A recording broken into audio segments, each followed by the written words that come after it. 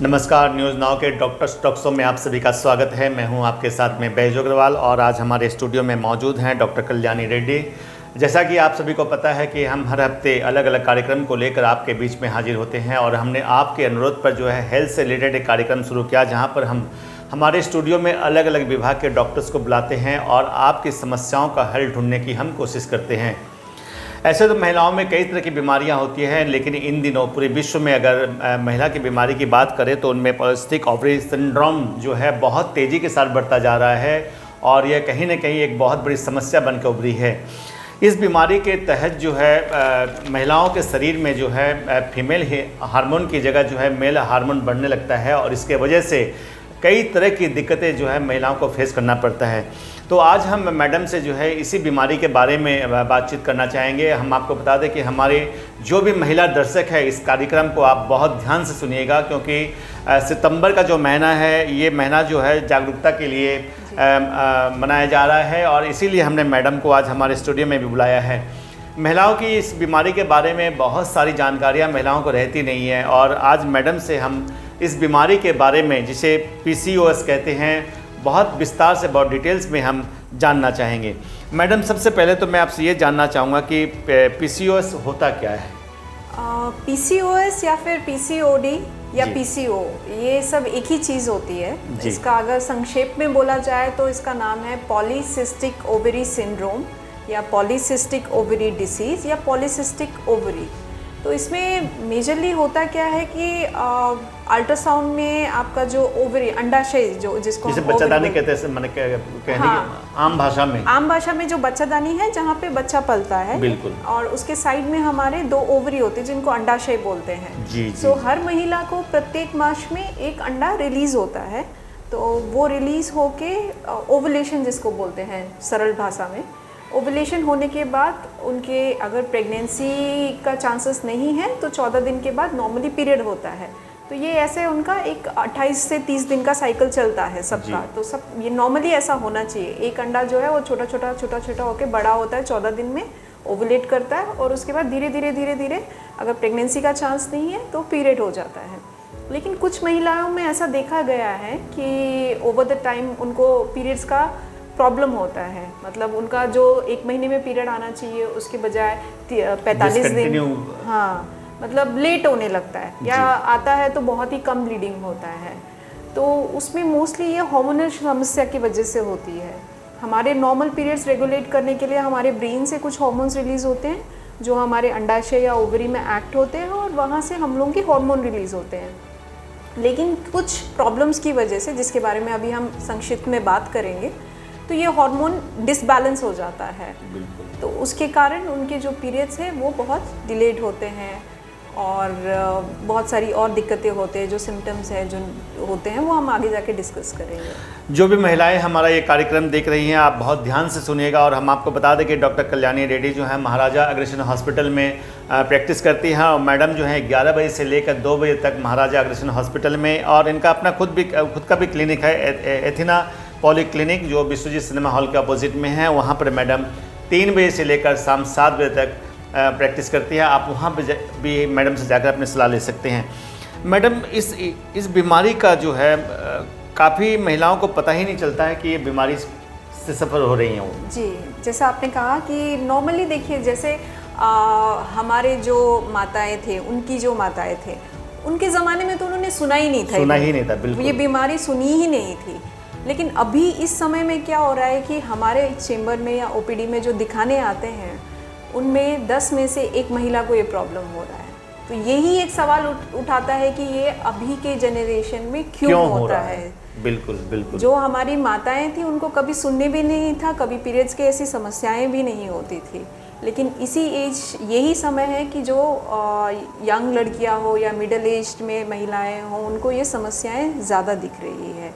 Mainly अगर कहा जाए कि इसमें उनका जो लाइफस्टाइल है, लाइफस्टाइल की वजह से जो हम खाते हैं, जो जैसा हमारा लाइफस्टाइल हो गया है, उसकी वजह से ये जो पॉलीसिस्टिक ओवरी है वो ज़्यादा दिखाई पड़ रहा है। बिल्कुल आजकल के तो मैडम, कैसे एक महिला समझ पाएगी कि उनको जो है PCOS हो गया है? कैसे समझ पाएंगे वो? तो नॉर्मली बहुत सारी महिलाओं को समझ में भी नहीं आता है सिम्टम्स, मतलब उनके जो लक्षण हैं वो होते नहीं हैं। अगर वो किसी कारण से अल्ट्रासाउंड करा रहे हैं, सपोज पेट में दर्द हो रहा है और वो ऐसे ही मेडिसिन या फिजिशियन डॉक्टर को दिखाने के बाद अल्ट्रासाउंड कराए हैं और अल्ट्रासाउंड में उनके ओवरीज में दिख रहा है कि वो पॉलीसिस्टिक ओवरीज है, तो बहुत सारे लोग वो रिपोर्ट के साथ आते हैं। लेकिन अगर आप डायग्नोसिस बोले तो डायग्नोसिस में आपको पहले लक्षण होंगे, पहले पीरियड की समस्या, पीरियड लेट होना, कम ब्लीडिंग होना पीरियड में, 4 महीना 5 महीना तक पीरियड नहीं होना, या किसी किसी को रेयरली होता है कि एक ही महीने में 2-3 बार भी पीरियड होते हैं जी। और दूसरा होता है सिम्टम उनको ओबेसिटी, मतलब वज़न ज़्यादा बढ़ना, मेटाबॉलिज्म स्लो हो जाता है, तो उनका जो वज़न ज़्यादा बढ़ने लगता है और थोड़ा भी खाने से उनको लगता है कि हमारे शरीर में ज़्यादा लगता है हमको, है ना, हम तो बहुत खाते नहीं हैं फिर भी हमारा शरीर फूलता जा रहा है, वो दूसरा लक्षण है।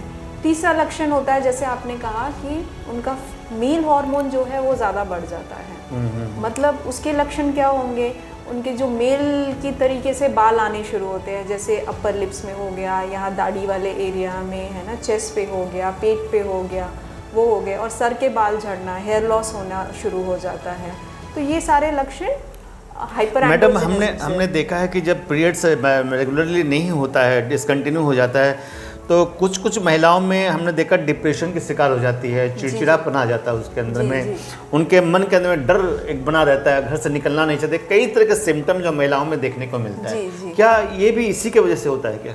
जी, डिप्रेशन से पहले मैं कहना चाहूँगी कि स्ट्रेस एक बहुत बड़ा इंड्यूसर है पीसीओएस के लिए जी। तो जिन महिलाओं में स्ट्रेस के ज़्यादा सिम्टम्स होते हैं उनको डेफिनेटली एंजाइटी डिप्रेशन के भी चांसेस ज़्यादा होते हैं। उनमें ईटिंग डिसऑर्डर्स, मतलब जो मिल गया वो खा लिया, सोच नहीं रहे हैं क्या खा रहे हैं, ना, डिप्रेशन की वजह से वो एक विशियस साइकिल जैसा बन जाता है, मतलब तो उसकी वजह से उनका जो ब्रेन से जो हम, जैसे मैंने बोला कि जो हार्मोन्स है वो हमारे ब्रेन से रिलीज़ होते हैं, तो जो डिप्रेशन या एंजाइटी जो हार्मोन्स होते हैं वो भी हमारे ब्रेन से ही रिलीज़ होते हैं, तो उनका भी डिसबैलेंस हो जाता है। मतलब तो मैडम इस बीमारी का अगर बात करें इलाज का, तो क्या इलाज है इनका, क्योंकि अभी तक ये पता नहीं चल सका कि ये बीमारी क्यों हो रही है, क्यों हुई ये बीमारी, तो इलाज क्या है इसका?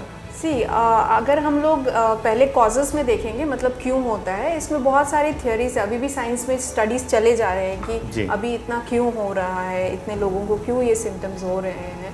तो मोस्ट कॉमनली पाया जाए कि कुछ लोगों बोलते हैं कि जेनेटिक मतलब प्रॉब्लम हो सकता है, हेरिडिटरी नहीं। अभी मैं इसमें थोड़ा बोलना चाहूँगी। हम बोलिए, बिल्कुल बिल्कुल। जेनेटिक और हेरिडिटरी चीज़ें अलग होती हैं। जेनेटिक मतलब हमारे जीन्स जो है उनमें ये लक्षण होते हैं कि पीसीओएस होने के, और हेरिडिटरी होता है कि हमारे वंश में सब में, हाँ, सबका आ रहा है। तो बहुत सारे लोगों को जब हम बोलते हैं कि जेनेटिक हो सकता है तो वो बोलते हैं कि हमारे माताजी को नहीं है, उनकी माताजी को नहीं था।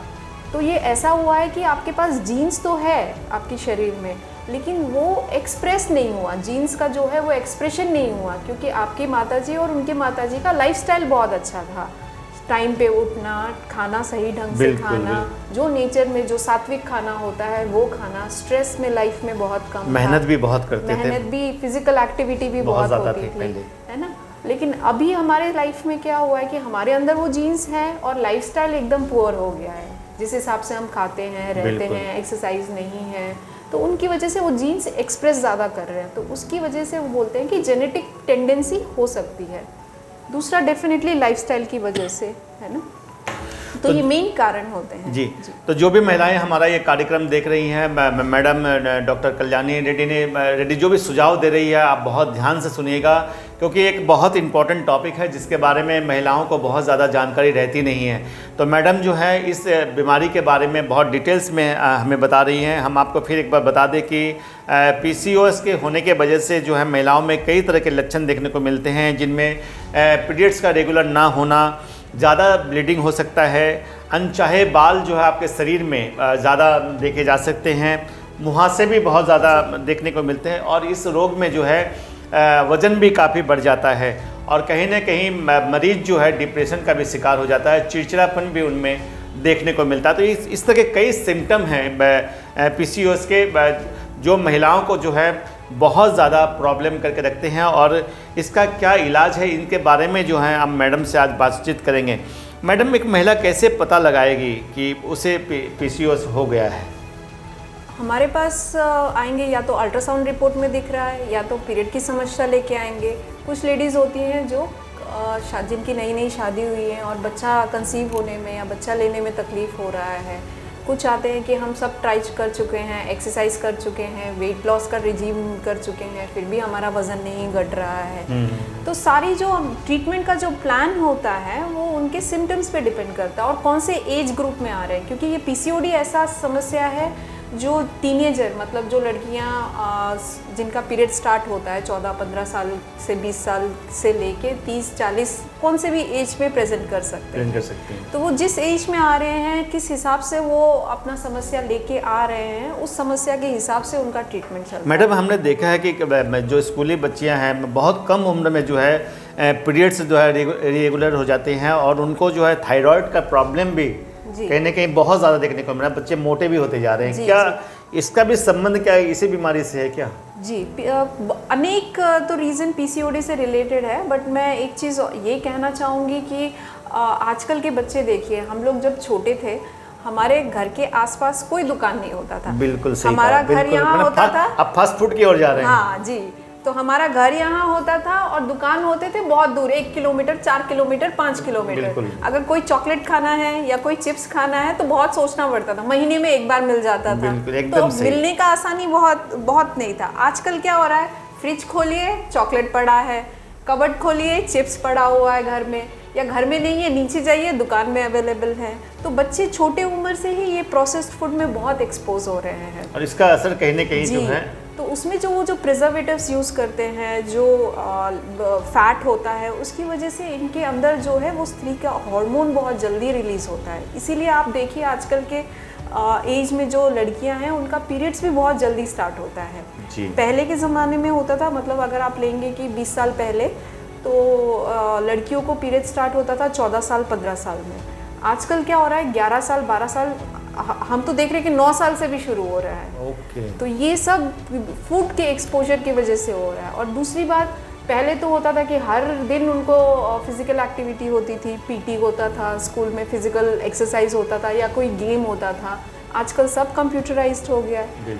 स्पेशली कोविड टाइम में ये वाले पीसीओडी और हार्मोन प्रॉब्लम ज़्यादा देखे गए कोविड पीरियड जी, क्योंकि स्कूल ऑनलाइन होने लग गया, बच्चे घर में बैठे रहे, कुछ काम नहीं था। तो ये सब डेफिनेटली लाइफस्टाइल से रिलेटेड है प्रॉब्लम। तो दर्शकों, मैं डॉक्टर कल्याणी रेड्डी जो है बहुत विस्तार से हमें पीसीओएस के बारे में बता रही है, और मैडम ने जो कहा है कि जीवन शैली में जो बदलाव आया है ये भी एक बहुत बड़ा रीज़न है, और हमें अब सावधान हो जाने की ज़रूरत है। जो भी माताएं ये प्रोग्राम देख रही हैं उनके लिए भी हम ये कहना चाहेंगे कि अपने बच्चियों पर ध्यान दें, और अपने जो बच्चियां हैं उनको जो है फास्ट फूड से आप दूर रखें। आपके बच्चे फिजिकल वर्क करें, मेहनत करें, इस और भी आपको ध्यान देने की ज़रूरत है। जैसा कि मैडम ने कहा कि 9 साल की उम्र में बच्चियां अब जो है पीरियड्स होना शुरू हो जाता है, जो एक बहुत चिंता का विषय है। छोटी छोटी उम्र में बच्चियों का पीरियड शुरू हो जाता है। तो कहीं ना कहीं ये बीमारी का संबंध है जीवन शैली से जुड़ा हुआ है। जिस तरह हम लोग फास्ट फूड खा रहे हैं उसका असर भी कहीं ना कहीं इस बीमारी से जुड़ा हुआ है।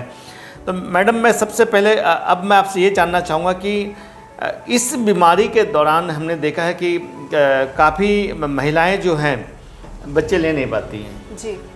तो क्या कोई इलाज है क्या इसका कि वो बच्चे पैदा कर सकें? जी, 50% जो महिलाएं हैं जिनको पीसीओडी है, मैं ये उनको मैसेज देना चाहती हूँ कि वो कंसीव कर पाती है, लेकिन उन्हें ध्यान देना पड़ेगा कि उनका जो पीरियड्स है, उनका जो महीनामारी है वो समय पे हो रहा है कि नहीं। समय पे हो रहा है मतलब आपका अंडा जो है वो समय पे रिलीज़ हो रहा है और वो अंडा अवेलेबल है आपका प्रेगनेंसी करने के लिए जी। अगर पीसीओडी है और महीने में उनकी समस्याएं हैं, महीना समय पे नहीं आ रहा है, तो तब उनको दिक्कतें हो सकती है अपने आप से कंसीव होने के लिए। बट ऐसा नहीं है कि वो कंसीव कभी भी नहीं हो सकती है। कुछ दवाइयाँ हैं जो हम देते हैं उनको वो अंडा रिलीज़ करने के लिए, और उनकी मदद से वो कंसीव कर सकती है। लेकिन 50% को थोड़ा तकलीफ़ होता है। मतलब दर्शकों, हम आपको बता दें कि सितंबर का जो महीना है वह पीसीओएस के लिए मनाया जा रहा है। अवेयरनेस प्रोग्राम हो रहे हैं पूरे देश में, पूरे विश्व में इसको लेकर। तो मैडम मैं आपसे ये जानना चाहूँगा कि ये बीमारी अब जो है बहुत कॉमन बीमारी होती जा रही है महिलाओं के बीच में, लड़कियों के बीच में।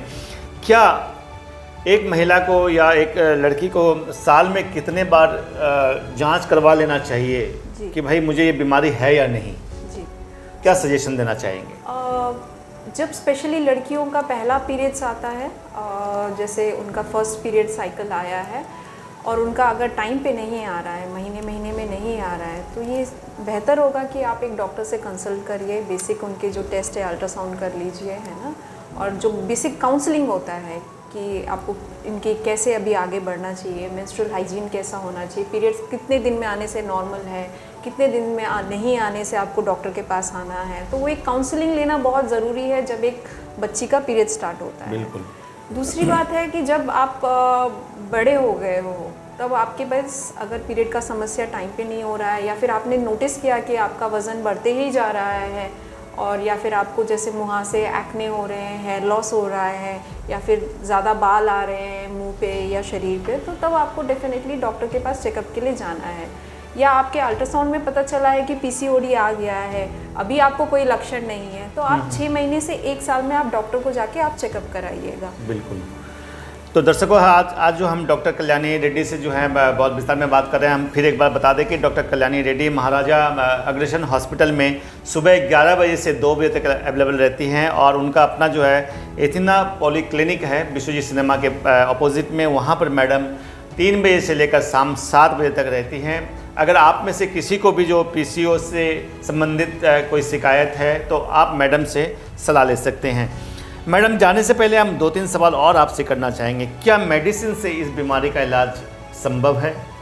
जी, अगर आप क्योंकि ये एक सिंड्रोम है, पहले मैं ये बताना चाहूँगी कि उसके जब लक्षण दिख रहे हैं हम लक्षण को ट्रीट करते हैं। कुछ लोग होते हैं कि उनको कोई लक्षण होते ही नहीं है। तो ये ऐसा बीमारी नहीं है कि बुखार आ गया और हमने पैरासीटामोल दे दिया और वो ठीक हो गया। तो आपको अगर कोई लक्षण नहीं है तो आपको कोई चिंता करने की ज़रूरत नहीं है पीसीओडी की।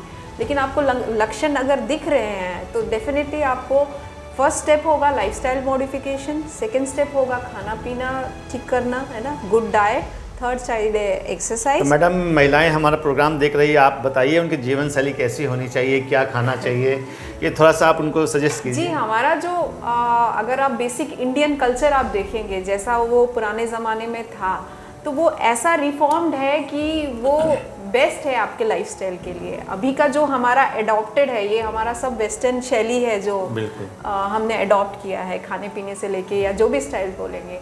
तो जो मतलब सूर्योदय और सनसेट का जो समय रहता है, तो पुराने ज़माने अब मतलब ओल्ड लोगों के देखिए कि वो सनसेट के बाद कभी कुछ खाते नहीं थे, है ना, अंधेरा हो गया तो कुछ खाते नहीं है, और टाइम से सोते हैं, है ना, टाइम से उठते हैं, उठने के बाद भी वो कुछ व्यायाम वगैरह एक्सरसाइज करते हैं, है ना, उठते ही मतलब हड़बड़ी में नहीं रहते। तो बच्चे तो रात में 3 बजे तक तो मोबाइल चलाते रहते हैं और 10 बजे सो के उठते, कैसे मेंटेन करेंगे जीवन शैली को? जी, तो उनको फैमिली में बच्चों से पहले हमें माता पिता को ही सुधरना पड़ेगा। हमें कुछ आदतें होंगी जो हमें बंद करनी है, ठीक है। जो जैसे कि अगर आप बाज़ार जा रहे हैं तो आप एक पैकेट वाला जूस बच्चे को देने से बेहतर है कि आप एक फ्रूट खरीद के दे दीजिए या फ्रेश फ्रूट जूस दे दीजिए। वो ज़्यादा उसके हेल्थ के लिए बेनिफिट करेगा रादर देन एक ऑरेंज जूस जो पैक किया हुआ है, क्योंकि वो एक साल या 6 महीने प्रिजर्व रखने के लिए उसमें बहुत सारे केमिकल्स डाले हुए हैं, और जिनका असर हमारे बच्चे के बॉडी पे क्या होगा वो हमको मालूम भी नहीं है।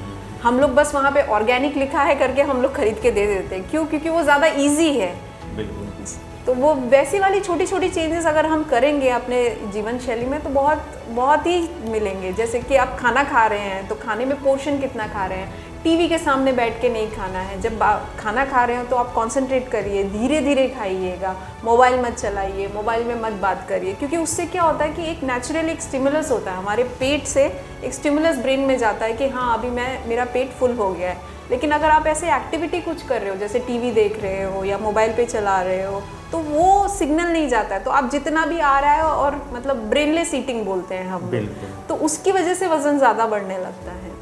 तो आप कह रहे हैं कि जीवन शैली में अगर बदलाव किया जाए तो इस बीमारी से जो है उबरा जा सकता है। और मैडम, ये जो कई जो सिम्टम हैं जिसमें डिप्रेशन की हम बात कर रहे हैं, चिड़चिड़ापन की बात कर रहे हैं, कुछ महिलाओं के शरीर पे बाल बढ़ जाते हैं, निश्चित रूप से एक चिंता का विषय है फैमिली के लिए भी और उस महिला के लिए भी। तो इसके लिए क्या कोई स्पेसिफिक आप लोग ट्रीटमेंट देते हैं क्या?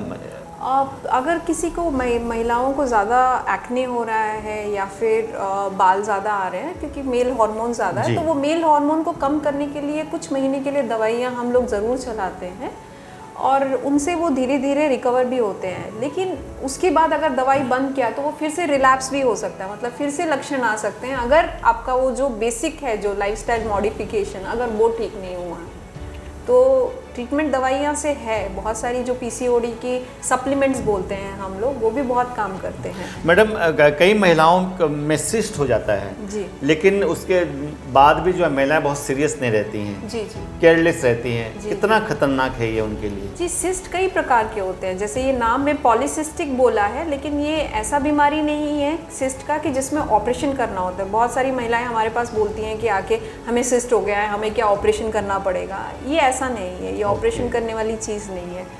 जो अंडाशय होता है उसमें सिस्ट मतलब एक बबल समझिए, बबल बन गया और उसमें या तो पानी जम सकता है जिसको हम सिंपल सिस्ट बोलते हैं, या तो उसमें खून जम सकता है जिसको हम लोग हेमोरेजिक सिस्ट बोलते हैं, या फिर उसमें कभी कभी ऐसा होता है कि फैट की चीज़ें जमा हो जाती हैं जिसको डर्मोइड सिस्ट बोलते हैं। तो ये सिस्ट भी हर एज ग्रुप में अलग अलग पाए जाते हैं। मैडम, मैं आपसे एक सवाल करूंगा क्योंकि मैं काफ़ी महिलाओं के दिमाग में ये चलता रहता है। हम ऐसे शब्द यूज़ नहीं करते अपने हमारे प्रोग्राम में, कैंसर शब्द का प्रयोग हम बहुत कम करते हैं। कई महिलाओं का ये एक डर बना रहता है कि मेरा सिस्ट हो गया तो उसमें हो सकता है कि कैंसर हो जाए। क्या ये संभव है? क्या हो सकता है? क्या कुछ सिस्ट होते हैं जिनमें जो लक्षण है, जैसे हम बोल रहे हैं कि वो कैंसर की तरफ बोलते हैं, बट हर उम्र की लेडीज़ को सिस्ट हुआ है तो वो कैंसर में नहीं होगा। जैसे कि 40 साल हो गए या 45 साल हो गए या महीना बंद हो गया, उसके बाद आपके ओवरी में कोई सिस्ट दिखा रहा है, तब हमें ज़्यादा शंका करनी पड़ेगी, उसके आगे और टेस्ट कराने पड़ेंगे। या फिर सिस्ट का साइज़ बहुत बड़ा है, सिस्ट में अल्ट्रासाउंड में ऐसे कुछ लक्षण दिखा रहे हैं कि वो बहुत बड़ा है और उसमें कुछ शंका हो सकती है, तब हमें ज़्यादा डरना है। बट मैक्सिमम मतलब बहुत सारे लेडीज़ को जो सिस्ट होते हैं वो नॉन कैंसरस के ग्रुप में ही आते हैं। तो आपको सिस्ट हो गया तो ऐसा डरना नहीं है कि हमें कैंसर हो गया है। तो आपको डिटेल में आगे के जो कुछ ब्लड टेस्ट, ब्लड वर्कअप होते हैं वो कराइएगा, आपके डॉक्टर से, गायनेकोलॉजिस्ट से बात करिएगा, तो इसमें डरने की बात नहीं है। बिल्कुल। तो दर्शकों, हमने जो है डॉक्टर कल्याणी रेड्डी से बहुत विस्तार में, बहुत डिटेल्स में बातचीत किया है पीसीओएस के बारे में, और मैडम ने एक बात कही है कि इससे घबराने की ज़रूरत नहीं है, लेकिन सावधान रहना बहुत ज़रूरी है। अगर आपको जो पीसीओएस की शिकायत है तो आपको समय से अपने डॉक्टर से सलाह लेने की ज़रूरत है। और मैडम ने कहा है कि मेडिसिन के साथ ही साथ आपके जीवन शैली में बदलाव करना बहुत ज़रूरी है। इसी प्रकार अगले हफ्ते फिर एक नए कार्यक्रम के साथ हम आपके बीच में हाजिर होंगे। फिलहाल हम आपसे लेते हैं विदा। नमस्कार।